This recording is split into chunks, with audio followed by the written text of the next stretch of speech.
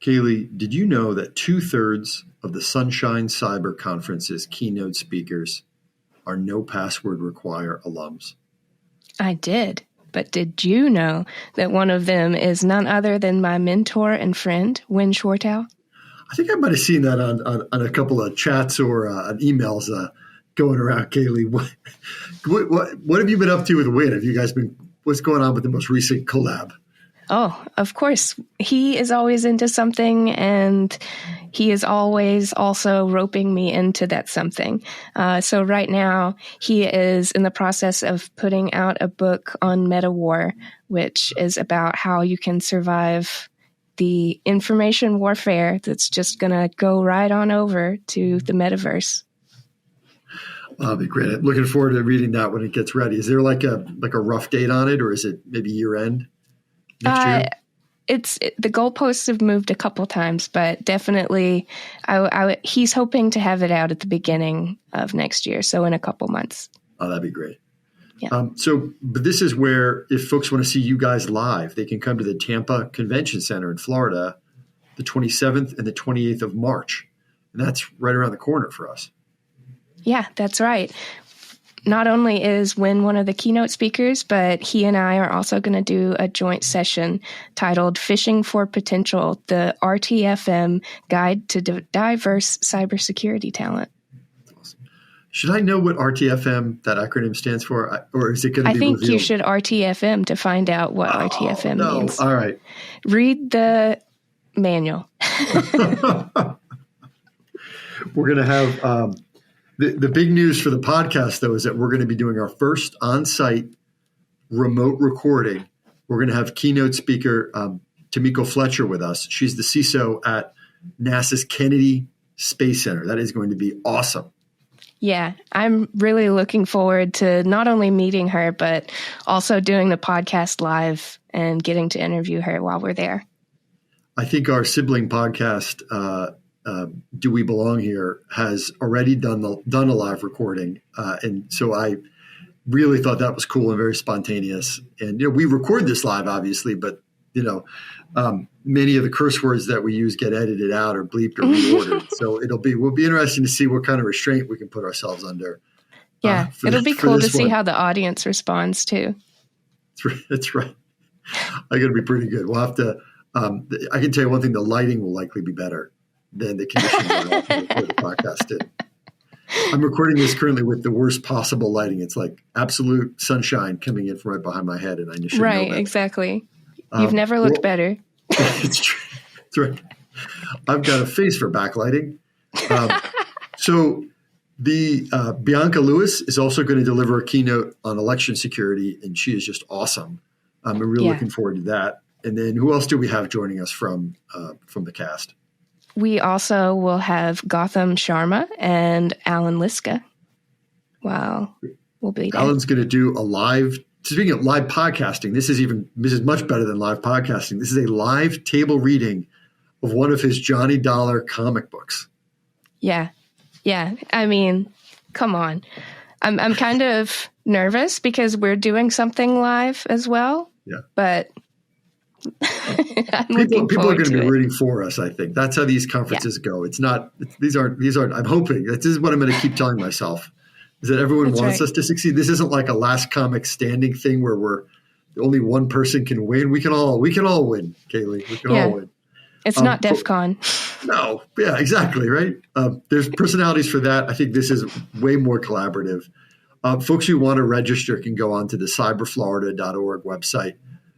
Sunshine Cyber, pretty easy to get in, worth checking out. It's a 2-day event. Come for when you can. Kayley and I'll be there for all of it, as will Rex, our producer, and the rest of the Cyber Florida team. We're really, really looking forward. It's going to be a great conference. So for today's episode, I am your host. I'm Jack Clabby. I'm a cybersecurity attorney at Carlton Fields P.A. With me is Kayley Melton. Kayley's the Vice President of U.S. Remote Publishing Teams at KnowBe4. After a short break, we're going to chat with Lisa Plaggemier. She's the Executive Director at the National Cybersecurity Alliance. Lisa is a people-first leader who loves collaboration. And sometimes she helps produce reports that are chock full of BS. but not the kind of BS we sling here on the cast. The BS she uses is behavioral science, for those unfamiliar with her work. But she's got a lot of cool things to talk to us about, and we'll be right back. Welcome to No Password Required, a monthly conversation that introduces you to some of the top talent in the world of cybersecurity. All right, welcome back, folks. Our guest today is Lisa Plaggemier. Lisa, welcome to No Password Required. Thank you. Great to be here. All right, can you start by just giving us a little bit of background on your career and how it led to your current role at the National Cybersecurity Alliance? Yeah, I was a marketing person minding my own business in the marketing department and got bit by the security bug. So I was at a technology company, a $2 billion technology company that was in the automotive space. And when the Jeep hack happened, that spurred a whole bunch of activity and conversation in that industry. As you can imagine, luckily the connected car hasn't turned out to be as bad as a lot of security professionals were predicting at the time. But the chief security officer came to the head of marketing and said, hey, we want to do thought leadership about our security program because we belong to a financial services company. We had a better, more mature security program than our competitors. And so this still makes me laugh, I was quote unquote the most technical person on the marketing team, which isn't saying much, or it's saying an awful lot. And so she's like, oh, you do it. So I got to work with the CISO on all kinds of thought leadership. We got a speaking spot at the JD Power conference, automotive conference. We got, press pickups in automotive publications aimed at the industry, not like Car and Driver, but that would have been fun. And then we got spun off from that corporate parent. And so that's when he asked me to join the security team full time. And I was like, what are you going to do with me? I'm a marketing person. Like, he said, well, we've got to keep doing all that stuff we're doing. And we need board, I need help with board presentations now because it's going to have board visibility and incident comms. And I'm like, incident? What's an incident? Like, that sounds scary. And training and awareness. I'm like, what's training and awareness? Oh, that's that stuff that corporate makes us do once a year. And I said, I don't want to do that. People hate that stuff. Like, that's terrible. I don't want my name attached to that. Nobody likes that. So he gave me a budget that was big enough for us to do something interesting with, and we had a lot of fun with that. And then at some point, we joined the National Cybersecurity Alliance as a board member. And then I was a board member at the next two companies I went to in the training and awareness industry. And we got acquired by KnowBe4. And I said to the executive director of the NCA, hey, I want to volunteer my time because we were in the middle of rebranding, creating a new logo, all that stuff. And I was chair of the Marcom committee on the board. And I think in retrospect, he was probably already interviewing for his next job because he's like, how much just come on as a consultant to us? And so one thing led to another, and here I am. So I think of us as the training and awareness manager for the country. Or the marketing department that CISA wishes it had. So that's how it works with us. We have a cooperative agreement with CISA every year to execute on Cybersecurity Awareness Month. So yeah, that's how it all unfolded. And I'm having a blast. We're growing like crazy, and it's all good stuff happening. Lisa, it's funny because I do a lot of speaking, as you might imagine, on these issues too. And I feel sometimes like I'm a junior member of the marketing team for CISA too, because I put it on. I have like the slide for free resources, and I always put it up there. And folks, it's amazing how folks don't know about it, and all I can offer and all I can do. So what you're doing is incredible, right? I'm trying to fix that. That's where the growth comes in, because there are too many people who don't know who we are and what we have to offer. And there's a lot of leaders in the cybersecurity industry who do talk about the talent gap, and they're reluctant sometimes, to take folks who don't have super technical backgrounds and move them into roles that are of responsibility and management leadership roles. And your story is a great one for that, because, taking a marketing, executive who has a certain skill set, and then naturally over the course of months and then years, you take on this other role. So it can be done. It's really about like, what perspective do you bring to the job? So my CISO used to say to me, I need somebody who's got a marketer's perspective, and I can teach them enough about cybersecurity to do the job. So it's really about, do you need somebody to build relationships with the business on your security team? Well, maybe you get somebody from sales or somebody from partnerships or business development or somebody who's really good at building relationships, and you teach them enough about security to be like a business security officer, for example. It's really about because you can't go the other way around. It's really hard to take a security person and turn them into a marketer, give them a marketer's mindset, right? Yeah, it's funny, but it's not funny because that's a lot of the battle that we have to fight in security, is not having great relationships and not being great communicators and all that. So yeah, it's to me, it's like, what foundational skills are most important to the role? And then you can teach the rest. We understand that early in your sort of transition to the security side of things, the company you were at was hit with a DDoS attack. Yeah, well, actually, the day we got spun from that corporate parent, we had 4 incidents. Oh my goodness! Oh my God! That's proof that the bad guys read the headlines, right? Big publicly traded company is spinning off a division, and they're watching, so they know you got to stand up your own security team, and that was day 1 of our security organization. Man, and that didn't scare you off? You were still in it? Yeah, actually, like realizing, learning really quickly what incident comms was going to mean, because there were 4 incidents in one day. It was a really long day. But the ADHD brain in me loved it. Like just going from one fire to the next all day. And unfortunately, that wasn't the only day that transpired that way in that job. There was one day where we had 5 incidents in a day, and that was pretty tough to deal with. We had one over Thanksgiving weekend. Like, that's always fun when that happens. You're on a bridge, in the other room while your family's having Thanksgiving dinner in the dining room. No, I actually thought incident response was really exciting. Like, and I think we have a program to attract more HBCU students to careers in cybersecurity. And a lot of the students really don't know exactly what it is they want to do. And so sometimes we talk about like what kind of personality types or even neurodivergent folks are best suited for a particular job. And honestly, I think in my experience and my old boss's experience, we both had, squirrel brains. Like incident response is right up your alley, because it's moving really quickly and you're jumping from one intense thing to the next. Yeah, I love that you're advocating for other neurodivergent people. I'm neurodivergent myself, and I've definitely seen how harnessing the powers of that can be great in my own teams as well. Yep.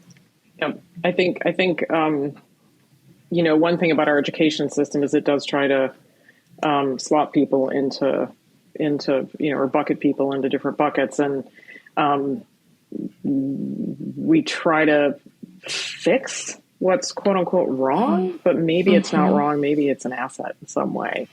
It's just different. Yeah.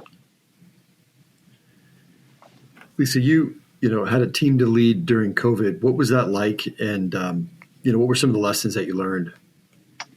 Yeah, we were actually based in Seattle. I was commuting between Austin and Seattle, getting ready to move up there when COVID happened. And I never actually moved, and I'm still in Austin, Texas. So I kind of, as a person who really craves sunshine, I kind of dodged a bullet there. But, we had people that lived in the Capitol Hill neighborhood, right? And you had all that stuff going on in Capitol Hill. The hotel that I was staying at right when the lockdown started was 5 miles from the nursing home in Kirkland. It was kind of ground zero. If people remember, things kind of started in Seattle and moved across the country, started on the West Coast. So we were all pretty stressed out, and everybody was stressed out. We're around the whole world. But we kind of saw it firsthand, hitting closer to home in the Seattle area in the early days.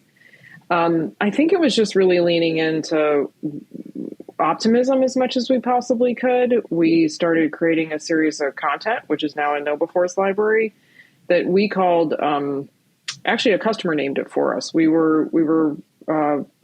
decided to create a training series that didn't have any hackers and hoodies, didn't use any threatening or militaristic language, didn't stress people out, because frankly, everybody was stressed out enough. And I had attended a remote session of a UX UI design meetup group in Austin. and the topic was how to design during COVID. Okay. And I realized that, there's a transaction happening when you're interacting with software, whether it's training, a training module or anything else, and that we needed to lower the cost of gaining your attention on that training module. We needed to make it easier for you to engage. And fear at a time when you're stressed is clearly not the right way to go. So we developed this new training series, and we were previewing it to a customer, and he said, "Boy, Lisa, you're really changing the training paradigm." So Paradigm became the name of the series. And people got really excited about it because we changed the whole look and feel compared to the stuff we were known for producing.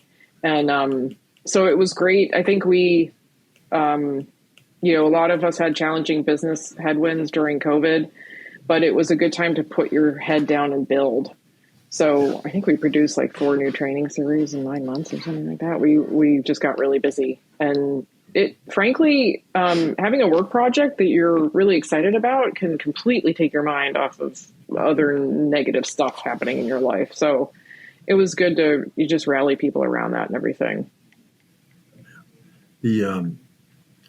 Just on your comment about stripping out some of the militaristic language that is so prevalent or was so prevalent, just I want to thank you for your work there, sort of nationally on that issue, because it is so frustrating when I see a piece of marketing or even training material that's, we're in a fight or we're in a war against the hackers. And look, there may be a time and a place for that, but when people hear that kind of, it just kind of washes over folks. I think it doesn't engage. And, we're not warriors. We're sitting at a keyboard, right? There are warriors, and it almost diminishes their thing. It's like, this can be something that we all live with on a day-to-day basis. It can even be fun to think about. Yeah, I think you got to have your inside voice and your outside voice. Or one of my CISOs used to say, keep it in the family, right? If we want to moan and groan about the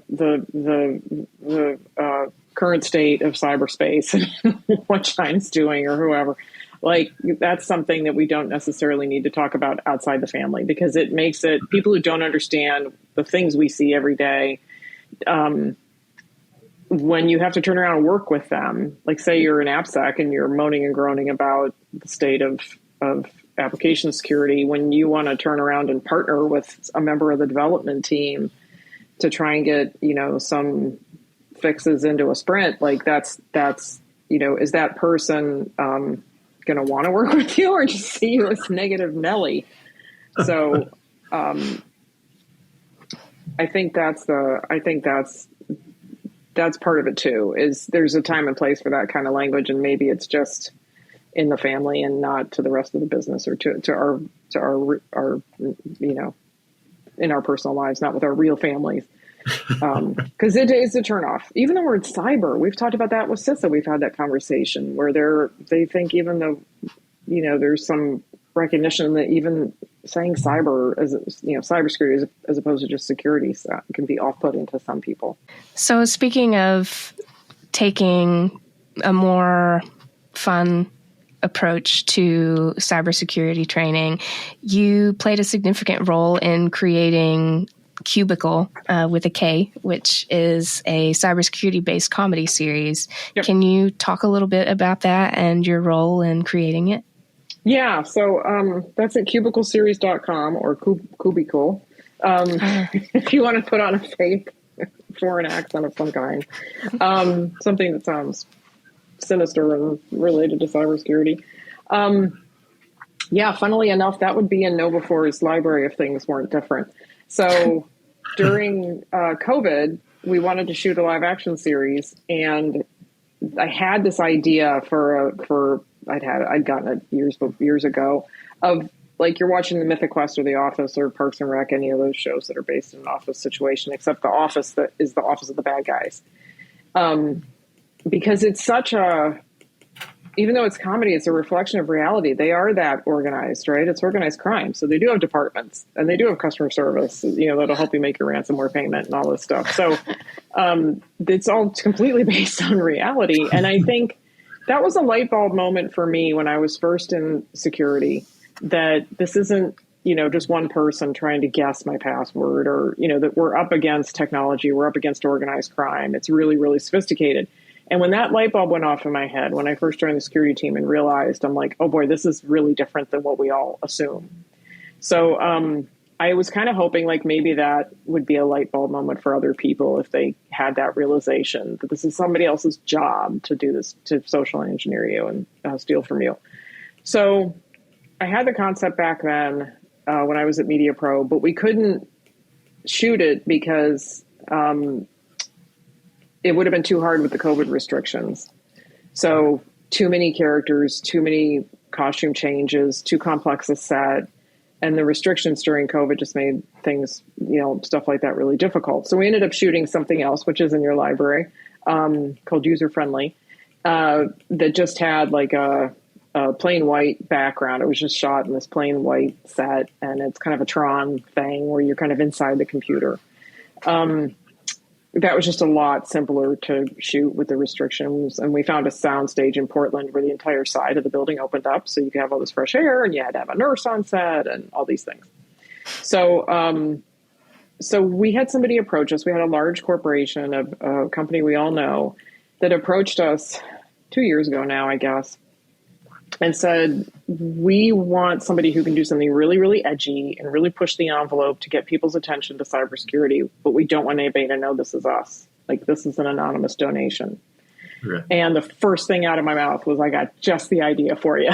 Because I knew from previous experience doing edgy security awareness campaigns that some of the attention can be negative. Some of the attention can be people saying, I don't think this, is politically correct. I mean, because in Kubikle, we're taking straight aim at North Korea, China, Russia, and Iran. And it's, the timing was also good because it's not necessarily in poor taste to poke fun at Russia these days since the invasion of the Ukraine. So the political climate has changed. It's a little more socially acceptable to do that. And I've been really, really surprised that we haven't gotten any sort of negative feedback on Kubikle. One of the things we did was put a humor date on it. So you know how if you go to an alcohol website, you have to put in your birth date or to swear on your heart that you're 21 years old. So we decided, like, if you're offended by this kind of satire, because it's satire, then maybe you shouldn't watch one of these videos.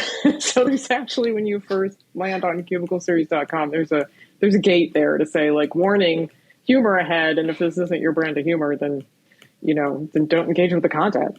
But we haven't seen a single person that said, like, I don't think we should make fun of Russian cyber criminals. So that's been a good thing. Yeah, that's the best weapon against that sort of thing, right? Is humor and satire. Yeah. Wow. We're up to 7.5 million views. Yeah, and this is the really crackerjack advertising team who's been placing ads and retargeting and all that good stuff. We are trying to attract people who don't care. So if you have people in your family who are sick of hearing about cybersecurity from you or just don't care about it at all, then this is the content for them. This is entertainment first. It's a big dose of sugar along with the medicine, just to get people's attention. This is really top of funnel. This isn't to show you how to, to instruct you on how to tell if, something is fishy or not. This is really just to get your attention on the topic. And it's aimed at the general, the retail consumer, the general public. Lisa, do you think that the Kubikle team is ever going to discuss the O-Behave report? I think the O-Behave report is their Bible. Or maybe it's Dr. Cialdini's principle of persuasion, right? Because that's really what social engineering is. Actually, Dr. Cialdini told me once that he was set up to go give a talk in Russia, and the FBI or somebody reached out to him and said, please don't do that. And he didn't. So there's proof. They were just looking that's to good. That's removing the word security. Yeah, that's removing the word cyber from security and just keeping security front of mind. Yeah. Wow. Yeah, I think one of the things we were trying to get at in O-Behave, and we'll do that again this year. We do it every year as long as we have funding, knock on wood, is how people feel about cybersecurity. Like your emotions, if you believe a behavioral science model, if you've worked in marketing or advertising, you know that we often lead with our emotions, and emotions determine our motivation, whether or not we actually do something. We can make decisions that are emotional in nature, even while trying to be as analytical as we possibly can be. I think Perry and I gave a talk years ago where the point was like, you're a lot more, we're not all Dr. Spock. In our heads, we think we're Spock, but we're not Spock. We're just not 100% rational all the time. God forbid, like that, what a boring world we'd be in if we were. So we're trying to get at those feelings of like intimidation and frustration. And is this a priority for you? And do you worry about it? Do you worry about being targeted by cyber criminals, things like that? And so Kubikle really, OBehave helped us inform the direction we wanted to go. Like it was just further reinforcement that we needed something lighthearted, and that humor would be a better way to go than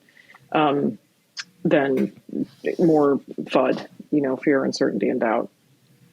I have to say, I really appreciate it. Like, even just glancing through it, as I do with any white paper that I look through, I'm excited to read through it. I'm not dreading it. I love reading through because it's not FUD.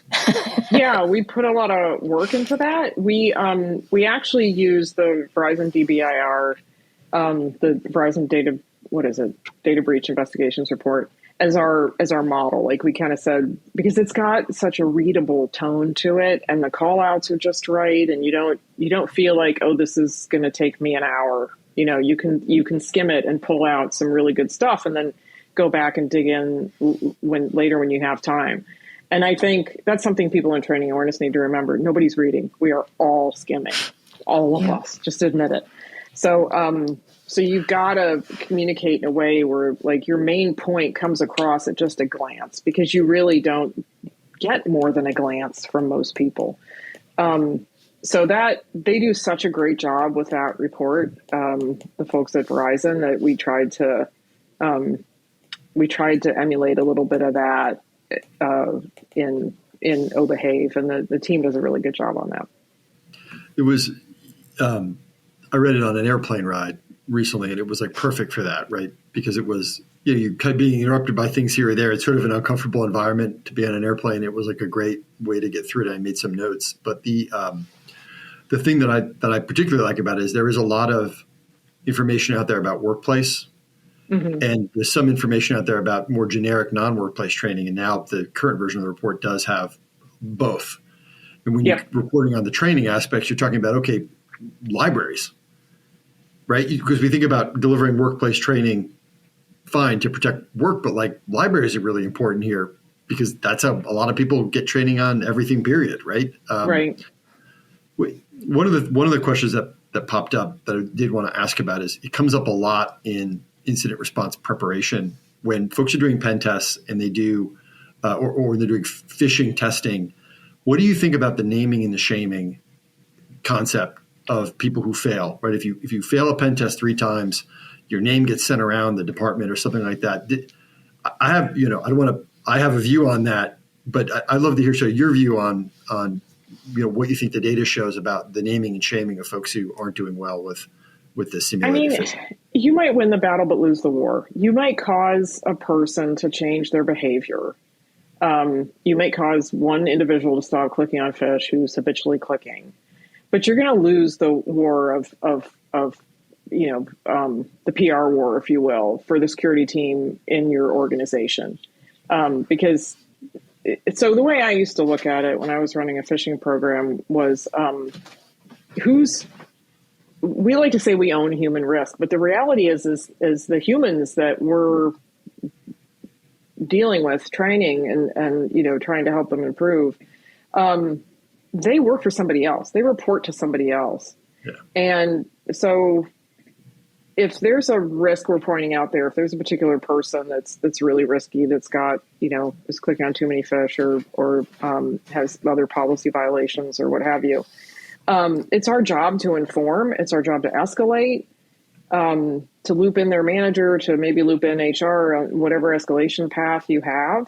But if the boss says, like, this is my best salesperson, we're not going to get rid of this person, then that person has to accept the risk. People are, at the end of the day, the business risk. We're there to help manage and shine a light on human risk, but we're not there to take responsibility for every person's action. Like, you don't want that risk, right? Who would want that? That's their boss's risk to accept, right? If you've done everything you can from a cultural perspective, education perspective, and a technical perspective to try and protect. The other thing I'll say is that I think when we get too deep into the escalation process as security professionals, we're out of our swim lane, because that's HR. Well, our job is not to fire people. This is a little bit edgy, but I'll say it anyway. My first boss in cybersecurity used to say, as an example of what swim lane we should be in, the security team doesn't care if you surf porn. We only care if you get a malware infection while you're doing it. It's HR that cares if you surf porn, right? So I think we gotta, like, draw our lines and just know, the role that we play, and who security teams should never be accepting risk. It should be the business that accepts risk. So I think we have to be careful about the new language around human risk for that reason. I'm a big believer in escalation plans. I think, would you do that to somebody on your team? Like, if you're a manager, if you're a leader, would you publicly shame them about something you're trying to coach them on in front of the whole team? Or would you take them out behind the woodshed and do it in private, do it in a one-on-one? Right? Yeah, like, that's right. you'd never do that. It would be lousy leadership. So I just don't like punitive actions like that, because I think it hurts your ability. As a security team, you're constantly trying to influence the business, and I think that hurts your ability to influence. That's a really good point about, would the manager, in anything other than a phishing test failure, would the manager publicly humiliate someone on their team to make a point? No, they would. Yeah, they'd never do that. Praise publicly, criticize privately. Exactly. Is what managers have been doing supposedly for 50 years, effectively.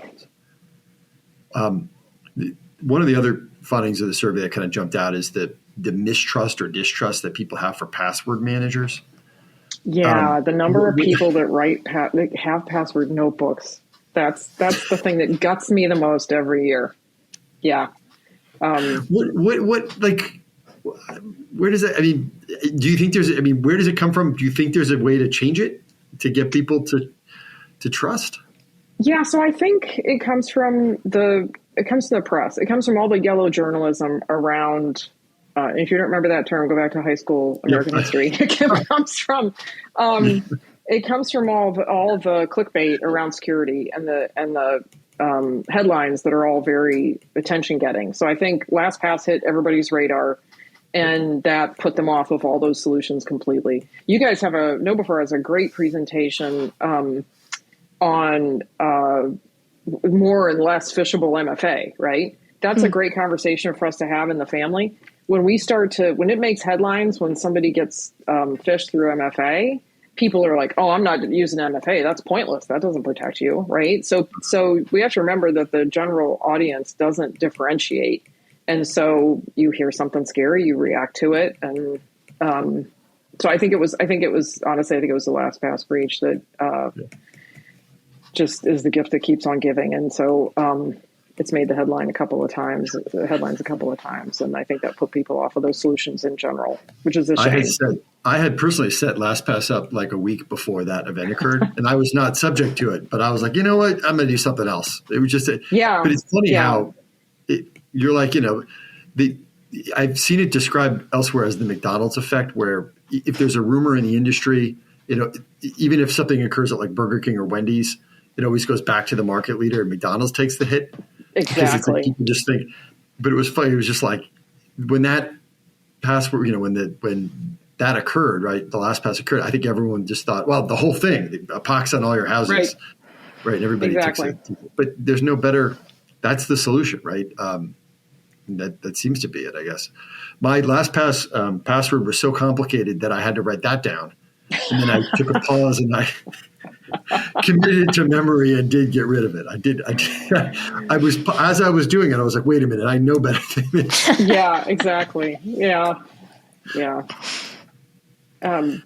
We give a presentation during the course of the year, but mainly in October, that uses audience polling to ask employees of an organization the same questions that we ask in the O Behave, a subset of them.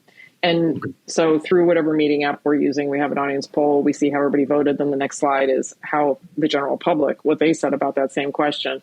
And it got better. The question about how do you keep track of all your passwords? Last year, vast majority of the organizations I spoke to, including 3-letter agencies in Washington, D.C., all said they keep a password notebook. And it was just kind of disheartening. So this year, just anecdotally, I can tell you that of the organizations that I spoke to, there's a lot more password manager use going on out there, and less writing it down. So that's good. I hope that trend continues. If you write it down in a book and then put the book inside a safe and then have a combination lock on the safe, then you write down the combination lock number, and you put that in a separate thing, and you have a key to it. I mean, it's like at some point, I guess we just have to memorize things. I realized this year that what I used to say when I would give that talk, that was the answer that scared me the most. But the answer that scares me the most, I think now, is people who say, well, I have a password protected spreadsheet on my laptop. And I'm like, whoa, that's worse than writing them down, because you get a malware infection on that machine. Then they just have to crack that one password and then they got everything. So I think that's my new favorite worst answer. Outlook Notes is a bad one. Yeah. You're like, it couldn't be more out there.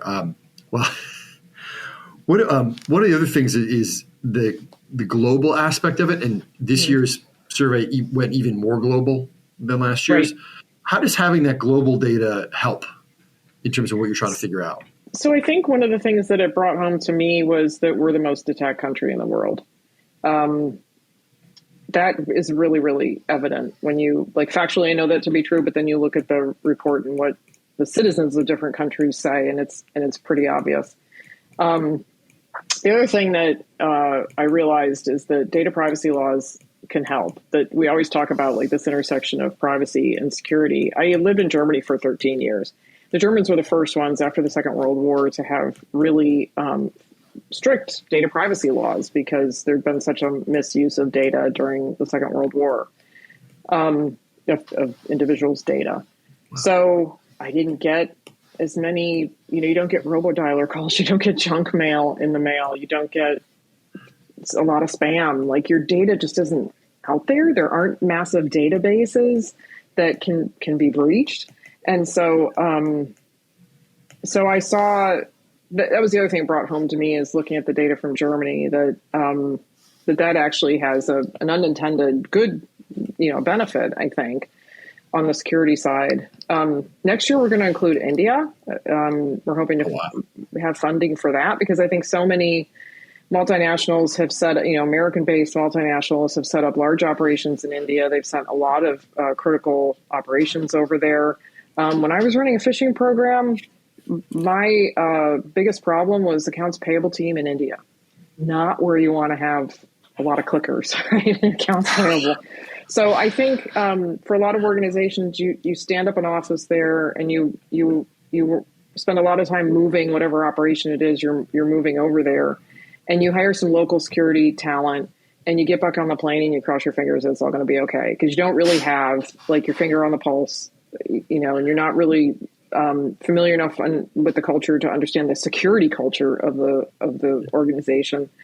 So I've done a little bit of outreach to the Indian government to see if they want to sponsor it, like the equivalent of CISA, or if there's an organization that wants to sponsor it. I really want to include India, because I think that would be really valuable. I mean, I was responsible for training and awareness of the offices we had there, but I'd never been there, didn't know anybody, there outside of the security team.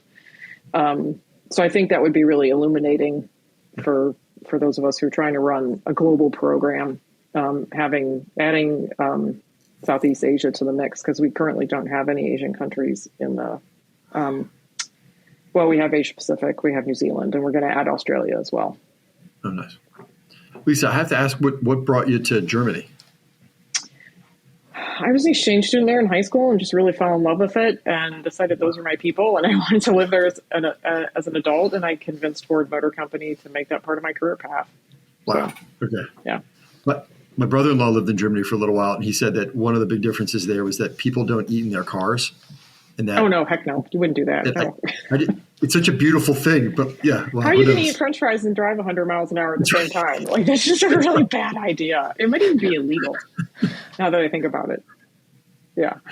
It's amazing. Yeah. But I think of it every time I have a snack in my car. I could just stop the car, eat it outside, throw it away, get back into the car. Instead, here I am with French fries from months ago stuck in between the center console and the driver's exactly. side. Yeah. On the other hand, it's snacks for later. So we're going to take a short break now, Lisa. And when we return, we'll have our lifestyle polygraph. So everyone, please stay with us. You're listening to the No Password Required podcast. We cover cybersecurity and a lot of other stuff.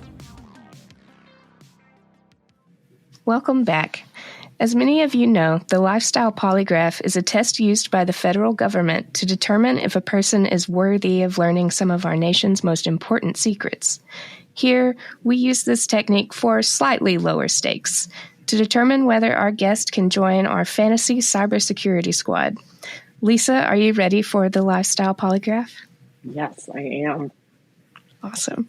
All right, first question. What's been more significant in your career, curiosity or creativity?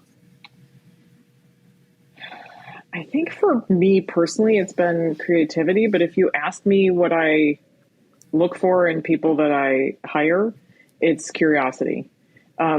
Especially in cybersecurity. I think it's when we talk to hiring managers in our career fairs at HBCUs, that comes up at every single school we visit. Every recruiter will tell you they're looking for people who are curious. And I think it's a prerequisite to learning. If you're not interested, if you're not curious about how things work, then I'm not sure how you learn things. I think that's your motivation for learning, for wanting to understand. I think it's really important for your interaction with the business as well.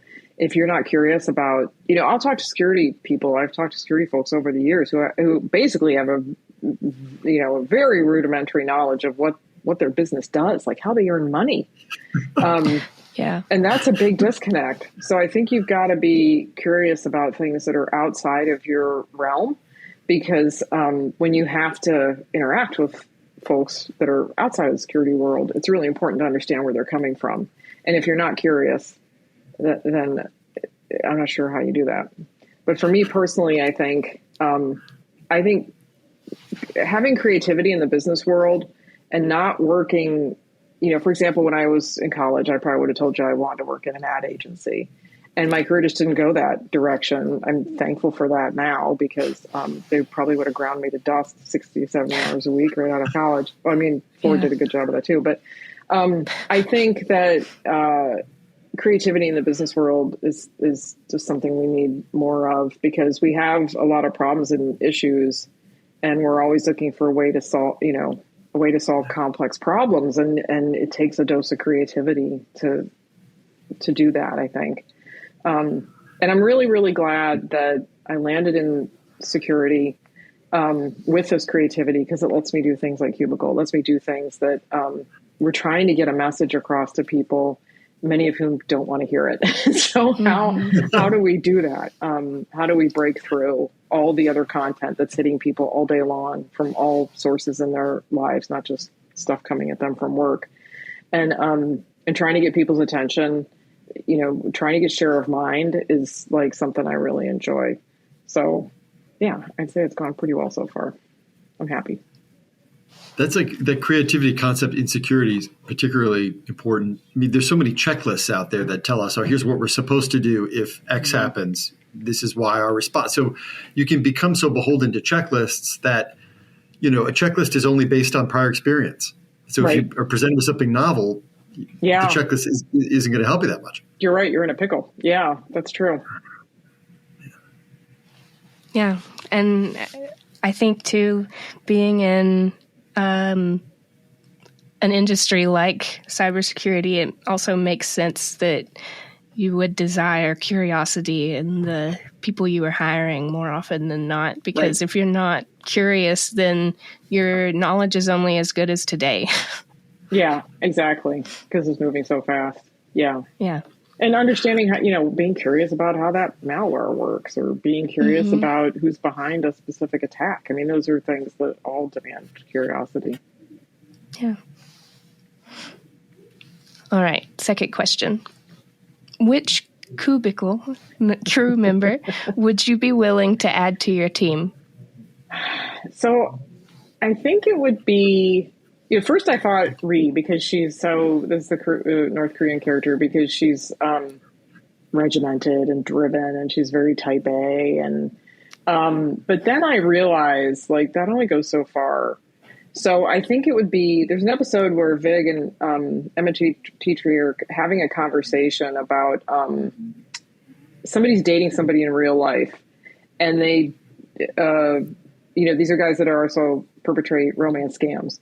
And so they're really worried that, like, if this person, so I think it's Vig who's dating somebody, and he can't tell her what he really does for a living. He's having this conversation with the character that works in the romance scam department. So I think it's him because he has a conscience, because he's actually got a conflict of conscience there. Like, what do I do? Like, I'm having this relationship, and at what point am I going to say, like, this is what I do for a living, and how do I do that? And, like, boy, maybe what I do is kind of terrible, is kind of like his thought process, right? If he's afraid to tell her, he's obviously knows that he has an unpalatable profession. So I think it's him because he's got a sense of conscience. One of the most toxic things you can have on a team is narcissism, is somebody who's just didn't learn some of those key lessons in kindergarten about playing nicely with others. So it wouldn't be any of the characters that display any narcissism. It would probably be somebody with a conscience, somebody who's a mensch. Yeah. Lisa, that's such a great setup, though. The romance scammer who falls in love, and you're like, kids, like, how do I know that it's not just my workplace skills? Yeah, there you go. Right. I'm just really good at this. So yeah. It's like the divorce lawyer getting divorced. Right. Oh my gosh. Yeah. Our wheels are already spinning on, like, further episodes, because I think we've just scratched the surface on the character development, and the real bad guys write new plots for us every day. So I think I'm hopeful that someday we can do more.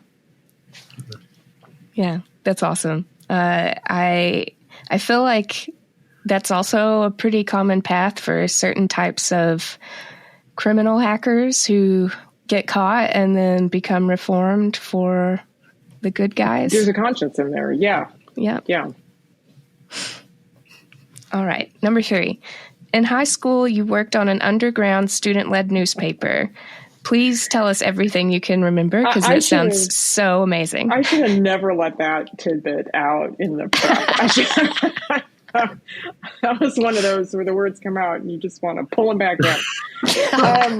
So I went to a Lutheran high school. There were only 124 in my graduating class. I think the school was growing, so there were maybe like 600 students or something in the whole school, or 500. At any rate, it was a small school in suburban Detroit. And, being a parochial school, everybody was kind of rowing in the same direction, and it was really clear what was right and what was wrong. And I guess maybe that's where my love of satire was born, because, like, opposing viewpoints weren't always valued, especially if they were a little snarky. So we decided, I don't know if I started it. There was a guy that used to sit next to me in Old Testament class who would, he had a cigar box full of crayons, and he had a coloring book, and he's probably like a brain surgeon now. I think he was just, like, incredibly bored. Because a lot of us had been to parochial K-12, and so, like, oh boy, another class on the Old Testament. We've been doing this our whole lives, right? So I think he was just finding another way to entertain himself. I know he was one of the people that worked on it. And then another friend of mine who was like the class clown. He was just a crazy. His sense of humor was off the charts. And he went on to work in sales, which is not unusual. And so I think we just, like, we had, I think we wrote it was really like satire about some of the teachers and like things that, we're certainly not going to make the legit school newspaper. That was not going to happen. It was a chance for us to exercise our funny bones, I think, and to prod at, I think I look at the high school where my kids went to school. The last of them graduated 6 years ago, but it was okay to kind of poke fun at some of the teachers and to do some satirical things. And like maybe somebody would dress up for a teacher for Halloween or something, something like that. Mm-hmm. In the mid 80s in a parochial school, that was not okay. So we had to find an outlet for that creative energy. And that was it. It didn't last very long. It was like, wouldn't this be fun? But then once it looked like something you would have to do, like a beast you'd have to feed regularly, like we didn't want to do work. We just wanted to have fun. It was a limited run.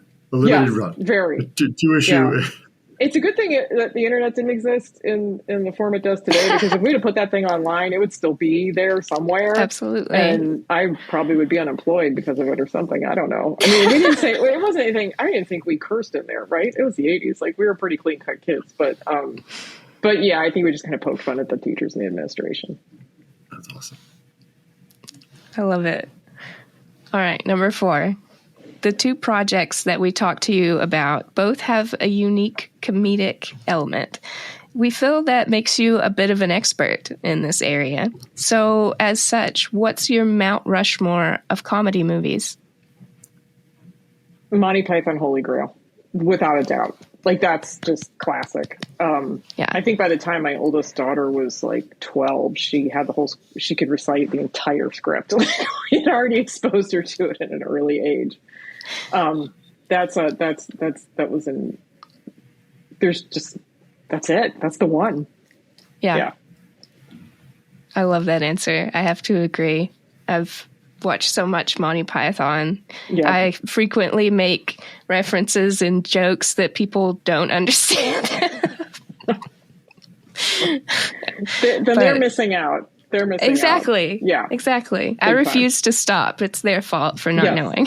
Yes. I feel like between the members of that troupe, they probably have more than one underground student newspapers themselves. If I could pick. Absolutely. What they're doing. All right. Last question. If you were given the power to deliver a keynote to any audience on any topic, what audience and topic would you choose? Oh my gosh. If it was storytelling, I'd probably tell the story of how my husband and I came to be married, because it's pretty, we had an 18-year break. We were high school sweethearts who broke up in college, and then 18 years later went to our high school reunion, and 18 months after that, we were married. Wow.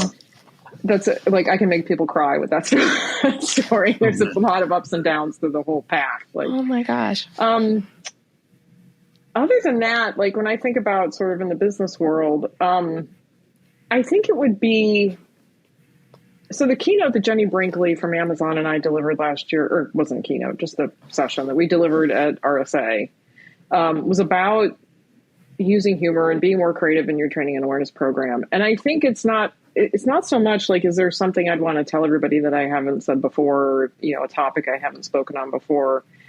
I wish I could reach out and help every single one of those people who had a takeaway actually implement it. To actually see, not everybody has the gift of humor, not everybody. So then you have to hire it, or you have to outsource it, right? You have to find the right resources. And I hate the thought of somebody coming out of a session like that, feeling inspired, and then having a conversation with a CISO or their boss or whoever that just completely shuts it down. Like sometimes you got to push the envelope, right? And find who your allies are in the organization. And if you know you're going to get headwinds from your own department or corporate comms or HR or whoever it is, like finding ways to find your allies and eventually create change in an organization. It's really hard to do. And it's really challenging for a lot of people. Not everybody has that skill set or just the gumption, the wherewithal to like plow through it. It's really hard. So I think it's one thing for me to get on stage and talk about doing this. It's another thing for people to actually go out there and do it. And I wish I had like a magic wand that I could, guide people through that process so that we could make more progress faster. I think there's too many blockers. There's always blockers in life, but security folks have to deal with blockers a lot. And learning how to do that and being effective at it is a challenge. And so it'd probably be something around that whole conundrum of how do we deal with the roadblocks that are in front of us in the business world as security professionals.